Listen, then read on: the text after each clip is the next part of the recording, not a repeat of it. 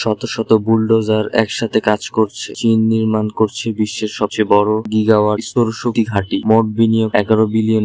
উৎপাদিত বিদ্যুৎ হবে 450 মিলিয়ন কিলোওয়াট, যা 23টি ড্যামের মোট বিদ্যুৎ উৎপাদনের সমান। তাহলে চীন কেন এত পাগলের মতো বিদ্যুৎ কেন্দ্র নির্মাণ করছে? এর পেছনে রয়েছে দুটি বড় কারণ: জ্বালানি নিরাপত্তা ও পরিবেশ সুরক্ষা। বর্তমানে চীনের 70% বিদ্যুৎ আসে কয়লা থেকে। তেলের মজুদ এতটাই কম যে তা দিয়ে কেবলমাত্র 40 দিনের মতো চলবে। অথচ মরুভূমির মাত্র 1% অংশে সৌর প্যানেল বসালে দেশের বিদ্যুতের সমস্যা মিটে যাবে। আসলে মরুভূমিতে এই সৌর বিদ্যুৎ কেন্দ্র গড়ে তোলার ফলে শুধু জ্বালানির সমস্যার সমাধান হয় না, পরিবেশও উন্নত হয়। সৌর প্যানেল সরাসরি সূর্যের আলো আটকায়, ফলে মাটির তাপমাত্রা ও পানির বাষ্পীভবন কমে আসে। সময়ের সঙ্গে সঙ্গে প্যানেলের নিচে ঘাস গজায়, যা গরু ছাগলের খাদ্য হিসেবে ব্যবহার করা যায়। কিন্তু মরুভূমির প্রচন্ড বাতাস ও ধুলাবালিতে সৌর প্যানেল যদি ঢেকে যায়, তাহলে বিদ্যুৎ উৎপাদন হবে কিভাবে? এই সমস্যার সমাধান তৈরি করা হয়েছে স্বয়ংক্রিয় ক্লিনিং সিস্টেম, যা